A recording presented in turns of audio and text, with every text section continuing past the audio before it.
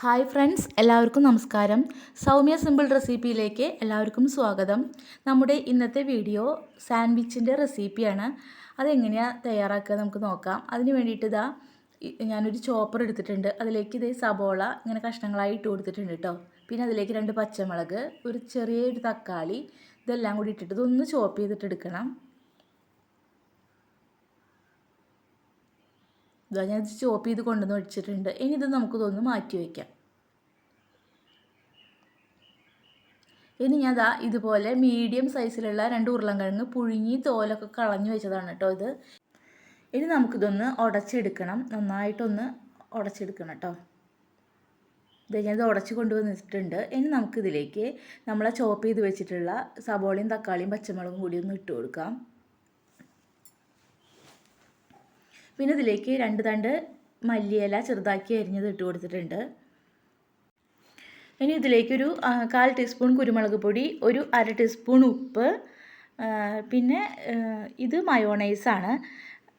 ഈ മയോണൈസ് ഞാൻ വീട്ടിലുണ്ടാക്കിയതാണ് കേട്ടോ. ഇതൊന്ന് ഒരു 2 ടീസ്പൂണ് മയോണൈസും കൂടി ഇതിലേക്ക് ഇട്ട് കൊടുക്കുന്നുണ്ട്.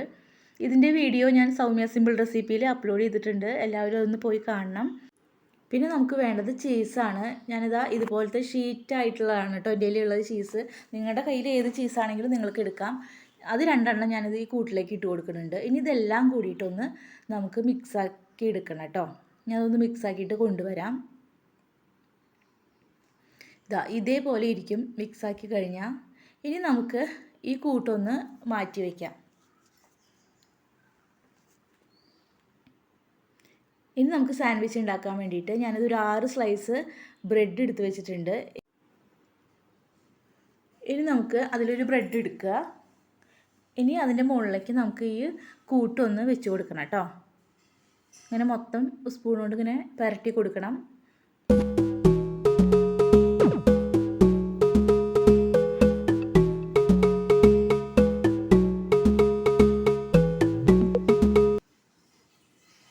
ഞാൻ പുരട്ടി കൊടുത്തിട്ടുണ്ട്. ഇനി നമുക്ക് ഒരു ബ്രെഡും കൂടി എടുത്തിട്ട് ഇതിൻ്റെ മുകളിലൊന്നിങ്ങനെ വെക്കാം. എന്നിട്ടൊന്ന് മെല്ലെ കൈ കൊണ്ടൊന്ന് ഇങ്ങനെ ഒന്ന് പ്രസ് ചെയ്യണം കേട്ടോ.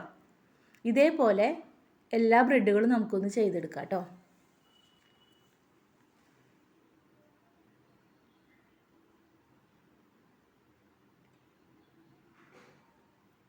എല്ലാം ചെയ്തെടുത്തിട്ടുണ്ട്. ഇനി ഇതൊന്ന് കോണായിട്ടൊന്ന് മുറിക്കുന്നുണ്ട് കേട്ടോ.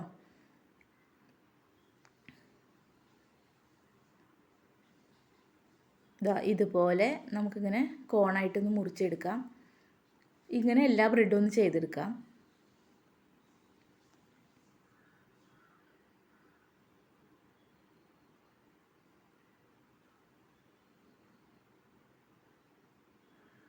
ഇതെല്ലാ ബ്രെഡും ചെയ്തെടുത്തിട്ടുണ്ട്. ഇനി നമുക്കിതൊന്ന് റോസ്റ്റ് ചെയ്തിട്ടെടുക്കാം. അതിന് വേണ്ടിയിട്ട് ഞാനൊരു ദോശക്കല്ലാണ് കേട്ടോ അടുപ്പത്ത് വെച്ചേക്കണേ. ഇതിലേക്ക് ഞാനൊരു 1 ടീസ്പൂണ് ബട്ടർ ഇട്ട് കൊടുക്കുകയാണ്. ബട്ടർ വേണം നിർബന്ധമൊന്നുമില്ല. നിങ്ങളുടെ കയ്യിൽ നെയ്യാണുള്ളതെങ്കിൽ നെയ്യ് ഇട്ട് കൊടുക്കാം. ഇനി ഈ ബട്ടർ ഒന്ന് മെൽറ്റായിട്ട് വരുമ്പോൾ ബ്രെഡിൻ്റെ ഓരോ പീസും ഇങ്ങനെ വെച്ച് കൊടുത്തിട്ട് ഒന്ന് റോസ്റ്റ് ചെയ്തെടുക്കുകയാണ് കേട്ടോ. നമ്മൾ ഈ പാൻ ചൂടായി കഴിഞ്ഞാൽ നമ്മൾ ഫ്ലെയിം എപ്പോഴും സിമ്മിൽ വെക്കണം. എന്നിട്ട് വേണം കേട്ടോ. ബ്രെഡൊക്കെ പെട്ടെന്നാവും. ഒരുപാട് ഹൈയിൽ വെച്ചാൽ അതങ്ങ് പെട്ടെന്ന് കരിഞ്ഞു പോകും കേട്ടോ. ഞാനിപ്പോൾ സിമ്മിലാണ് വെച്ചേക്കണേ. എന്നിട്ട് സിമ്മിൽ വെച്ചിട്ട് ഇതിങ്ങനെ റോസ്റ്റ് ചെയ്തെടുക്കുക. ഇതേപോലെ എല്ലാ ബ്രെഡും നമുക്കൊന്ന് റോസ്റ്റ് ചെയ്തെടുക്കാം കേട്ടോ.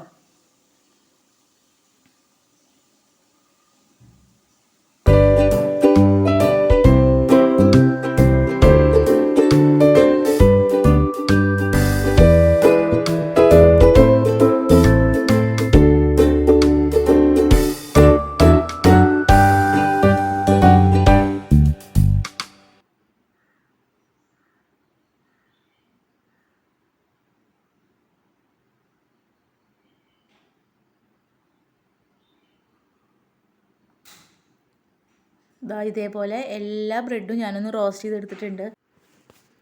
എല്ലാവരും ഇതൊന്ന് ട്രൈ ചെയ്ത് നോക്കണം കേട്ടോ. വളരെ ടേസ്റ്റുള്ള ഒരു സാൻഡ്വിച്ചാണിത്. എല്ലാവരും ഒന്ന് ട്രൈ ചെയ്ത് നോക്കണം. ട്രൈ ചെയ്ത് നോക്കിയിട്ട് എല്ലാവരും അഭിപ്രായം പറയണം കേട്ടോ.